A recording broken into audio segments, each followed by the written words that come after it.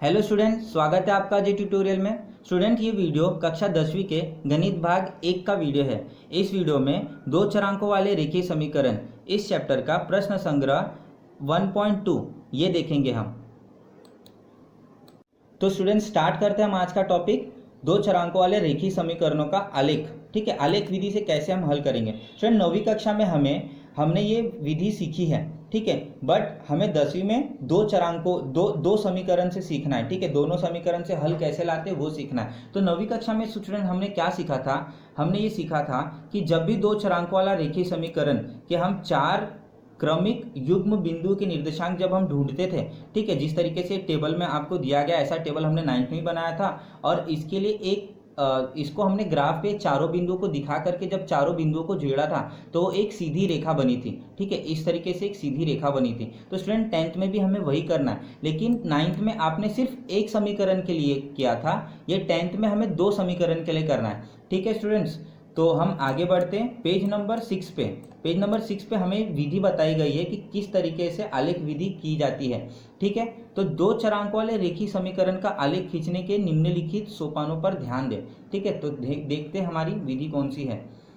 सबसे पहले तो हमें क्या करना है, जो ये 3 स्टेप दी गई आपके टेक्स्ट बुक में। सबसे पहला स्टेप क्या है, दिए गए समीकरण के लिए कम से कम 4 क्रमिक युग्म बिंदुओं के निर्देशांक ज्ञात कीजिए। ठीक है स्टूडेंट, हमने 9th में भी किया था। मतलब ये क्या बात कर रहा है, ये देखिए यहाँ पे हमने क्या किया, हमने यहाँ पे 4 क्रमिक युग्म बिंदुओं के निर्देशांक ज्ञात किए। देखिए ये पहला है, ये दूसरा बिंदु है, ये तीसरा बिंदु है और ये चौथा बिंदु है। इसी तरीके से के लिए सिर्फ एक समीकरण के लिए 4 बिंदु है, ऐसे दूसरे समीकरण के लिए भी आपको 4 क्रमिक युग्म बिंदुओं के निर्देशांक ज्ञात करने हैं। ठीक है स्टूडेंट्स, तो आपको पहला पॉइंट समझा। सेकंड पॉइंट क्या किया है, आपको आलेख कागज पर एक्स अक्ष और वाई अक्ष बनाना है और उस पर निश्चित कर बिंदु प्रतिस्थापित कीजिए। मतलब जो बिंदु हमें 4 मिलेंगे दोनों समीकरण के, ठीक है, दोनों समीकरण के जो 4 बिंदु मिलेंगे, देखिए 1 2 3 4, तो ये 4 बिंदु से एक रेखा बनी, तो दूसरे समीकरण का भी 4 बिंदु ग्राफ पर दर्शाना है और उसको चारों बिंदुओं को जोड़ना है, तो उससे हमें दूसरी सीधी रेखा मिलेगी।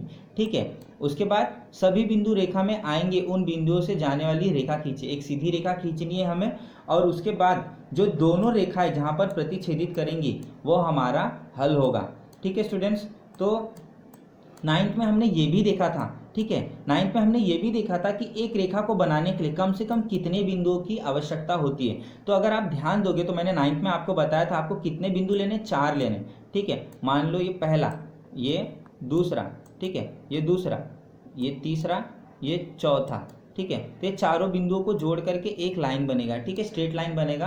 हालांकि मैं माउस से बना रहा हूँ इसलिए थोड़ा सा टेढ़ा है, तिरछा है, लेकिन आपका स्ट्रेट लाइन बनेगा। तो ये 4 पॉइंट ही लेने को क्यों कह रहा है, 4 ही क्यों कह रहा है, 2 से भी तो बन सकता है ना। एक रेखा को बनाने के लिए कम से कम 2 बिंदुओं की आवश्यकता होती है। देखिए ये 2 बिंदुओं को अगर मैं जोड़ दूं तो एक रेखा बन गई। ठीक है, तो यहाँ पे 4 ही क्यों कह रहा है, 3 से भी तो काम हो जाता, 2 से भी काम हो जाता। स्टूडेंट्स, तो देखते हैं कि यहाँ पे 4 की ही बात क्यों हो रही है। ठीक है, ये मैंने 9th में भी आपको बताया था। ठीक है, मान लीजिए कि मेरा पहला बिंदु यहाँ पे है, ठीक है, दूसरा बिंदु यहाँ होना चाहिए था, यहाँ होना चाहिए, लेकिन मैंने आंसर जो हल किए, जो निर्देशांक लाया वो गलत हो गया, तो यहाँ की जगह ये यहाँ पे आ गया। ठीक है स्टूडेंट, यहाँ पे आ गया, मतलब मेरा राइट ये वाला था और ये रॉन्ग वाला है। ठीक है, अब स्टूडेंट ये हमारा आया नहीं आंसर, आंसर ये आया। अगर मैं इसको जोड़ूँ ये दोनों को तो मेरी रेखा कैसे बनेगी, इस तरीके से बनेगी। ठीक है, पॉइंट यहाँ से थोड़ा घसका लेता हूँ, यहाँ बनेगी। ठीक है, अब अगर यहाँ पे दूसरा रेखा ऐसा है तो स्टूडेंट्स जो आंसर मेरा ये आना चाहिए था, यहाँ पे प्रतिच्छेदित होना चाहिए था। अब ये कहाँ पे प्रतिच्छेदित हो रहा है, यहाँ पे प्रतिच्छेदित हो रहा है, मतलब दूसरी जगह पे प्रतिच्छेदित हो रहा है। ठीक है, अगर दूसरी जगह पे प्रतिच्छेदित हो रहा है तो आंसर हमारा रॉन्ग आ रहा है। स्टूडेंट्स, तो आपको समझा होगा कि हमें 2 पॉइंट क्यों नहीं लेना है। ठीक है, जब 2 पॉइंट लेंगे और कोई एक रॉन्ग हो जाता है, यहाँ पे आना चाहिए था लेकिन ये गलत जगह पे आ रहा है, तो हमारा आंसर भी तो रॉन्ग आ रहा है उसकी वजह से, इसलिए हमें 2 पॉइंट नहीं लेना है। ठीक है, 2 बिंदु नहीं लेना है, तो 3 बिंदु क्यों नहीं लेना है। ठीक है, ये देखिए रेखा निश्चित करने के लिए 2 बिंदु पर्याप्त होते हैं, किंतु उनमें से एक बिंदु का निर्देशांक ज्ञात करने में गलती होने पर रेखा भी गलत बनेगी। ठीक है, रेखा भी गलत बनेगी। अब 3 बिंदुओं के साथ भी स्टूडेंट वही हो सकता है। ठीक है, मैं आपको करके दिखाता हूँ। ठीक है, पहला बिंदु मैंने यहाँ ले लिया, दूसरा बिंदु मैंने यहाँ ले लिया। मान लो तीसरा बिंदु सीधी आनी चाहिए थी लेकिन वो एक रेखीय नहीं है, वो कहीं यहाँ पे आ रही है। ठीक है, और हमारी एक रेखा के चारों बिंदु सही है और मैंने रेखा बनाई। अब दूसरी रेखा बनानी है, तो जब आप बनाओगे तो आप तो दो बिंदुओं से भी रेखा बना सकते हो। आपके पास दो ऑप्शन हो गया, या तो आप इसके साथ जाइए या तो आप ये जो दूसरी बिंदु दिख रही है इसके साथ जाइए। जब हम अलग अलग बिंदु के साथ जाते तो दो आंसर मिलेगा हमारे पास, या तो ये आंसर राइट है या तो ये आंसर राइट है। स्टूडेंट्स ऐसे में भी समझ में नहीं आ रहा है कि हमको किस बिंदु के साथ जाना है। ठीक है, अगर यही चार बिंदु हो जाए तो ठीक है, अब चार बिंदु का देखते हैं हम। अगर यही चार बिंदु हो जाता है तो ठीक है, अगर मेरा पहला बिंदु यहाँ पे है, दूसरा बिंदु यहाँ पे है, तीसरा बिंदु हमारा यहाँ पे है, ठीक है, तीसरा बिंदु यहाँ पे है और चौथा बिंदु बाहर है। ठीक है स्टूडेंट्स, और एक लाइन में पहले से बना के रखूँ ताकि आपको समझे प्रतिच्छेदन पे आंसर क्या आएगा।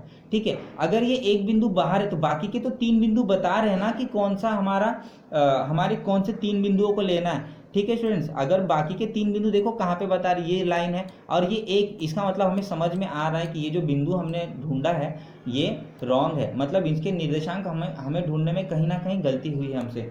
इसीलिए हमें क्या करना स्टूडेंट्स, कम से कम कितने बिंदु लेने हैं, चार बिंदु लेने हैं। ठीक है, यहाँ पे आपको बुक में बताया है चार बिंदुओं के निर्देशांक ज्ञात करते समय किसी एक बिंदु का निर्देशांक गलत होने पर भी उसे छोड़कर अन्य तीन बिंदु एक ही रेखा पर होंगे, इससे गलती तुरंत ध्यान में आएगी। अतः चार बिंदुओं के निर्देशांक निश्चित करना हितकर होता है, मतलब आपको कम से कम चार बिंदु ढूंढना होता है। ठीक है स्टूडेंट्स, और वो चारों बिंदुओं का आपको लाइन रेखा बनाना है और जहाँ पे वो प्रतिच्छेदित करेगा वो उसका आंसर होगा। तो स्टूडेंट्स देखिए, आपको करके दिखाया गया है, एग्जाम्पल दिया गया, सॉल्व कैसे करना है। दोनों समीकरण के लिए आपको सबसे पहले तो टेबल इस तरीके से बनाना होगा, चार निर्देशांक ढूंढने होंगे। उसके बाद क्या करना होगा, उसको ग्राफ में चारों निर्देशांक को दिखाना होगा। ठीक है, बिंदुओं बनाने होंगे ग्राफ में और वो चारों बिंदुओं को जोड़ना है, रेखा बनानी है, दोनों की सीधी सीधी रेखा बनानी है और ये दोनों जहाँ पे प्रतिच्छेदित करेंगे ये आपका आंसर होगा। देखिए इस जो आपको ग्राफ यहाँ पे स्क्रीन पे दिख रहा है, इसमें दोनों लाइन कहाँ पे प्रतिच्छेदित कर रही है, दोनों रेखाएं दो और दो इस निर्देशांक पे प्रतिच्छेदित कर रही है, तो इसका आंसर होगा दो और दो। यहाँ पर देखो आपको हल दिया गया होगा कहीं ना कहीं। इस युगपत समीकरण का हल x बराबर 2 और y बराबर 2 है। ठीक है स्टूडेंट्स, तो आई होप आपको समझा होगा। अब चलते हैं प्रश्न संग्रह 1.1 के पास, 1.2 के पास। स्टूडेंट्स यहाँ पे देखो, प्रश्न संग्रह 1.2 से पहले आपको यहाँ पे कुछ थोड़ा सोचने को कहा है।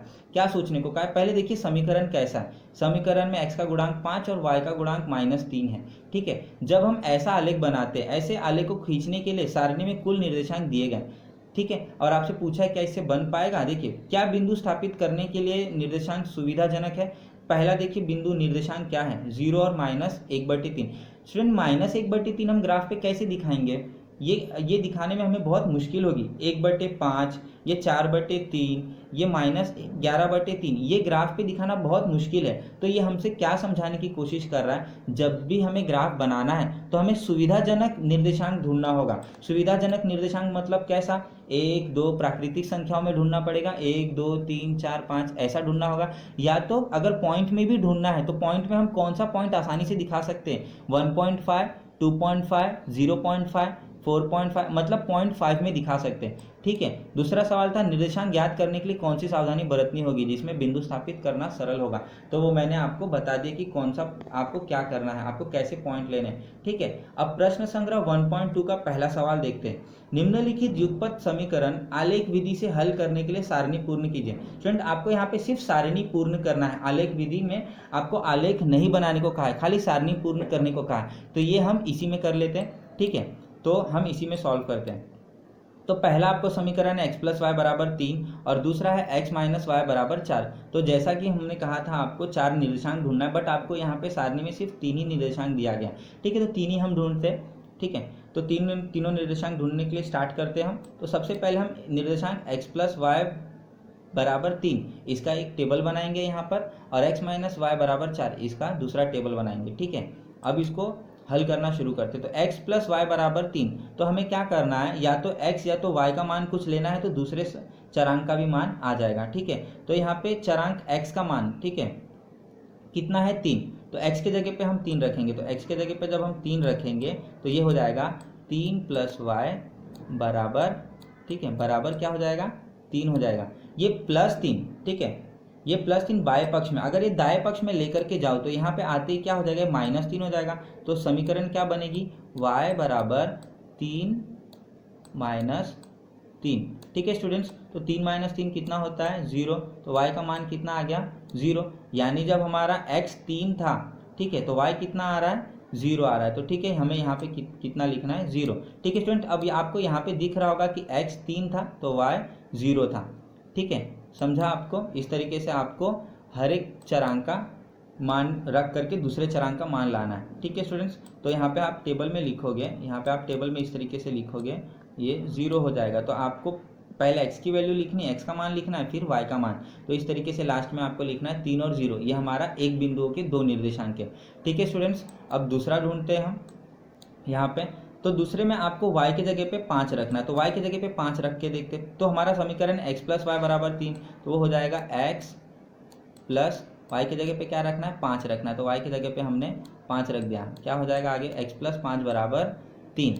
ठीक है, तो अब क्या होगा, ये प्लस 5, ठीक है, ये प्लस 5 दाएं पक्ष में जाएगा। ठीक है, बाएं पक्ष में, अगर ये दाएं पक्ष में जाता है तो क्या हो जाएगा x बराबर 3 प्लस है उस तरफ जाएगा तो -5 हो जाएगा।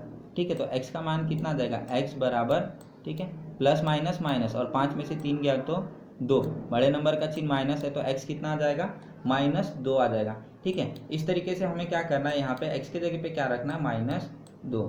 ठीक है, और यहाँ पर हमारा आंसर 0 आया था। इसी तरीके से स्टूडेंट आपको ये तीसरा वाला भी हल करना होगा, यानी x के जगह पे हमें क्या रखना है, y की जगह पे 3 रखोगे, ये +3 इस तरफ आएगा तो माइनस हो जाएगा, इसके साथ -3 होगा, तो 3 में से 3 गया तो 0, यानी x का मान कितना आएगा 0। और इस तरीके से यहाँ पे भी आपको पहले से हल करके दिया था, तो यहाँ पे आप बॉक्स में लिखोगे -2। ठीक है, -2 और 5 इस तरीके से लिखोगे स्टूडेंट। मैं माउस से लिख रहा हूँ इसलिए उतने छोटे बॉक्स में नहीं लिख पा रहा हूँ। ठीक है, आपको इसी तरीके से करना होगा। तो आपको दूसरी सारणी भी, जो दूसरा टेबल दिया गया, वो भी इसी तरीके से आपको करना है। आपको यहाँ पे क्या करना है, x माइनस वाई बराबर 4 है।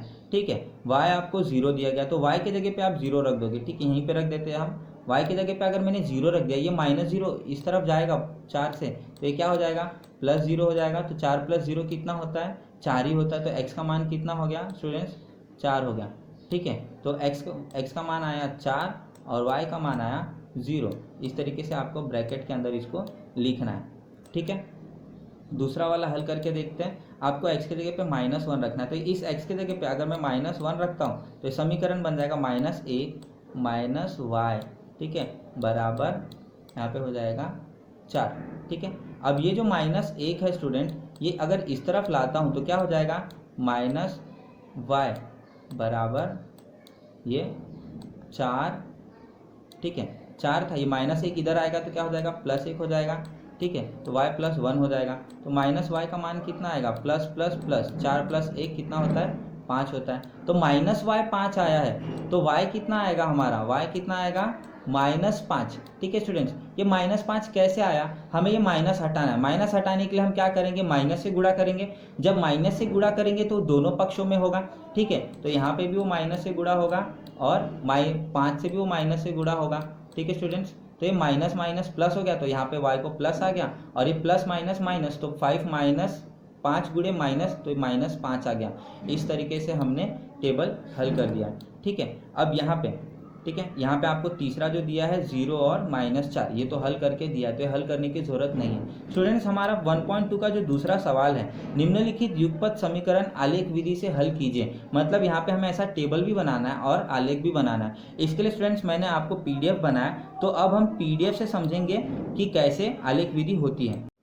तो स्टूडेंट, प्रश्न संग्रह 1.2 स्टार्ट करते हैं। पहला सवाल है, दूसरा सवाल है, निम्नलिखित युगपत समीकरण आलेख विधि से हल कीजिए। आलेख विधि से हल करना है, और हमें दो समीकरण दिया, x + y बराबर 6 और x - y बराबर 4। तो सबसे पहला स्टेप क्या है स्टूडेंट, सबसे पहले आप इसके लिए दो टेबल बनाएंगे, जैसे कि मैंने आपको स्क्रीन पर दिखाया है। इस समीकरण के लिए एक टेबल बनाया और इस समीकरण के लिए एक टेबल बनाया। यहाँ पे आप x, y और xy का मान लिखने के लिए आप, ठीक है, आपको बनाना है इस तरीके से।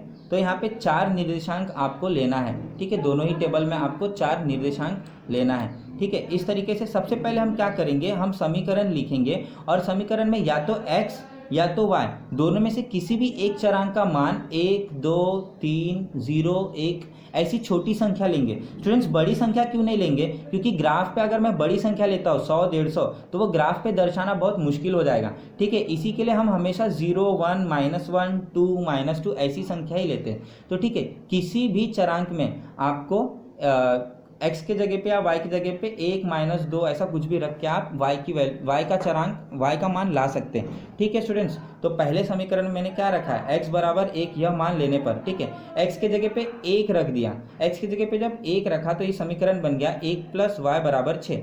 ठीक है, अब क्या हो रहा है, ये +1, ठीक है, ये जो +1 है, ठीक है, ये +1 अगर ये इस तरफ आता है, ठीक है, ये दाएं पक्ष में आता है तो -1 हो जाएगा। तो 6 - 1 कितना होता है, 5। ठीक है, तो x जब हमारा 1 था तो y कितना आ रहा है, 5। तो हमें इस तरीके से टेबल में लिखना है। ठीक है, हमें इस तरीके से आपको टेबल में दिखाना है। तो जब x आपका 1 था तो y कितना था, 5। तो आप यहाँ पे लिखोगे x y बराबर 1 और 5। ठीक है, अब इसी तरीके से बाकी 3 निर्देशांक भी ढूंढना है समीकरण में। x के जगह पे कुछ भी रखो, या तो y के जगह पे, x के जगह पे इस बार मैंने 2 रखा है। ठीक है, तो जहाँ पर x था वहाँ पे 2 हो गया। ये +2 है, अगर मैं इसको दूसरी तरफ लेता हूँ बराबर के, तो हो जाएगा -2। ठीक है, तो -2, 6 - 2 कितना होता है, 4। यानी जब x 2 था तो y कितना आ रहा है, 4 आ रहा है। ठीक है, तो आप इसको टेबल में आप लिखोगे, तो x जब 2 था तो y आपका 4। तो एक इस बिंदु के निर्देशांक क्या हो गए, 2 और 4। इसी तरीके से आगे भी 2 हमें बिंदु ढूंढना है, दोनों के निर्देशांक। तो मैंने इस बार क्या किया, x + y = 6, इसमें x का मान मैंने 3 ले लिया। x का मान 3 रखेंगे तो समीकरण बन जाएगा 3 + y = 6। ये +3 इस तरफ आएगा तो क्या हो जाएगा, -3 हो जाएगा। तो 6 - 3 क्या हो जाएगा, 3। तो इस बार हमें x 3 रखने पर y 3 मिला। तो ये आपको टेबल में इस तरीके से दिखाना है, 3 और 3। ठीक है, चौथा निर्देशांक ढूंढते हैं। चौथा निर्देशांक मैंने क्या लिखा है, x के जगह पे 4 ले लिया। जब x के जगह पे 4 लोगे, ये +4 बराबर के दूसरी तरफ आएगा तो -4 हो जाएगा। तो 6 - 4 क्या होता है, 2। तो जब x हमने 4 रखा तो y 2। स्टूडेंट आप इसी तरीके से कोई भी मान रखिए, छोटा ही मान रखना और बिंदुओं के निर्देशांक को लाइए। तो यहाँ पे 4 और 2, ठीक इसी तरीके से आपको इसमें भी करना है। ठीक है, ये समीकरण x - y = 4। तो x के जगह पे जब 1 रखा तो समीकरण बन गया 1 - y = 4। ये 1 जब मैं दूसरी तरफ लेता हूँ तो ये क्या हो जाएगा, 4 - 1, 4 में से 1 गया तो कितना आएगा, 3। तो -y 3 आया। ठीक है, अभी मैंने समझाया था ये -y 3 है, तो y -3 कैसे हो जाएगा। ठीक है स्टूडेंट्स, अब क्या करेंगे, x के जगह पे 0 रख लेते हैं। ठीक है, x के जगह पे जब 0 रखेंगे, ये 0 इधर आएगा तो -0। अब 4 में 0 को ना तो प्लस होता है ना तो माइनस होता है। ठीक है, तो यहीं पे कट जाएगा। तो आपका आंसर क्या आएगा, -y = 4। तो y क्या हो जाएगा, -4। तो हम लिखेंगे टेबल में 0 और -4। तो ये बिंदुओं के निर्देशांक क्या हो गए, 0 और -4। ठीक है, इसी तरीके से मैंने क्या किया, अब y को 0 ले लिया। स्टूडेंट्स मैंने आपको कहा था किसी भी चरांक का मान कुछ भी रखो, दूसरे चरांक का मान आता है। ठीक है, तो y के जगह पे आप जब 0 रखोगे तो ये हो जाएगा x - 0 = 4। ठीक है, तो ये 0 यहाँ पे 0 है, मतलब इसके कोई मान नहीं है, कट गया तो x कितना आ जाएगा, 4। तो डायरेक्ट हम लिखेंगे, जब हमने y 0 लिया तो x कितना आ रहा है, 4 आ रहा है। ठीक है स्टूडेंट्स, अब आखिरी निर्देशांक बच रहा है। आखिरी निर्देशांक में हमने क्या किया, चरांक y का मान 1 ले लिया। तो चरांक y का जब मान आप 1 लोगे तो x - y = 4 की जगह पे आपका क्या हो जाएगा, ये समीकरण x - 1 = 4। ये -1 बराबर की दूसरी तरफ जाएगा तो ये +1 हो जाएगा। तो 4 + 1 कितना हो गया, 5। तो स्टूडेंट हमने चारों निर्देशांक दोनों ही समीकरण के लिए ढूंढ लिए। अब हमें क्या करना है, हमें ग्राफ बनाना है। तो सबसे पहले आप क्या करोगे, यहाँ पे देखो मैंने आपके लिए बना के रखा है। सबसे पहले आप क्या करोगे, ग्राफ पे x अक्ष और y अक्ष ये बनाओगे। तो स्टूडेंट ये है आपका x अक्ष, और स्टूडेंट ये जो मैं माउस घुमा रहा हूँ, ठीक है, ये जो माउस मैं आपको घुमा के दिखा रहा हूँ यहाँ पे स्क्रीन पे, ये y अक्ष है। ठीक है, ये y अक्ष है हमारा, ये y अक्ष है। आपको क्या करना है, इस पे संख्याएं लिखनी है, नंबर करना है, 0, 1, 2, ये प्लस नंबर, ये y एक्सिस पे प्लस नंबर, y अक्ष पे प्लस नंबर, ये y अक्ष पे माइनस नंबर, और ये x अक्ष पे माइनस नंबर, और ये y अक्ष पर माइनस नंबर। ठीक है स्टूडेंट्स, अब हमें क्या करना है, वो चारों बिंदुओं को इसके ऊपर ग्राफ पे दर्शाना है। ठीक है, तो पहला हमारा बिंदु है 1 और 5। स्टूडेंट यहाँ पे आप देख रहे हो, पहला हमारा जो बिंदु है 1 और 5। अब इसको हम ग्राफ पे दर्शाएंगे। ठीक है, 1 और 5 आप ग्राफ में दर्शाओगे। तो x का निर्देशांक क्या था स्टूडेंट, 1 था। x का निर्देशांक 1 था, और y का जो निर्देशांक था वो 5 था। तो x का निर्देशांक 1 यहाँ पे है और y का निर्देशांक 5 वहाँ पे है। तो स्टूडेंट्स अब हमें क्या करना, अब हमें ध्यान देना है ये 1 और ये 5, ये जहाँ पे भी प्रतिच्छेदित कर रहा है वही आपका बिंदु होगा 1 और 5। ठीक है स्टूडेंट्स, तो अब मैं बार बार टेबल पे ना जाते हुए डायरेक्टली आपको यहाँ पे जो मैंने निर्देशांक दिखाए हैं उसी से दर्शाए हैं उसी से हम देखते हैं। तो दूसरा बिंदु है हमारा 2 और 4। ठीक है, मतलब x का 2 और y का 4 ये निर्देशांक है। x का 2 स्टूडेंट यहाँ पे है, ठीक है, और y का 4 यहाँ पे है। ठीक है, अब ये दोनों कहाँ पे प्रतिच्छेदित कर रहे हैं, y का 4 यहाँ पे और x का 2 इस तरीके से, मतलब ये यहाँ पे प्रतिच्छेदित कर रहा है। ठीक है, तो यहाँ पे हमारा दूसरा बिंदु है 2 और 4। ठीक है स्टूडेंट, तीसरा बिंदु है हमारा 3 और 3। अब ये देखिए ये जो 3 है, x का 3 यहाँ पे, y का 3 आपको यहाँ पे दिख रहा है। अब इस तरीके से अगर मैं दोनों को देखता हूँ तो ये दोनों कहाँ पे प्रतिच्छेदित कर रही हैं, देख रहे हो आप यहाँ कहाँ पे प्रतिच्छेदित कर रहे हो, तो ये हमारा जो है निर्देशांक है 3 और 3। ठीक है स्टूडेंट्स, इसी तरीके से चौथा बिंदु है आपका 4 और 2। ठीक है, अब 4 मतलब पहला हमारा जो नंबर होता है वो x का होता है। x पे 4 देखिए कहाँ पे, यहाँ पे है x का 4 और y का 2 प्लस 2 यहाँ पे है। अब ये दोनों कहाँ पे प्रतिच्छेदित कर रही हैं, आपको एकदम साफ साफ दिख रहा है, ये दोनों यहाँ पे लाइन प्रतिच्छेदित कर रहा है। तो ये आपका हो गया 4 और 2। स्टूडेंट्स, तो हमने क्या किया, चारों बिंदुओं के जो निर्देशांक थे वो हमने यहाँ पे दिखा दिए, चारों बिंदु दिखा दी।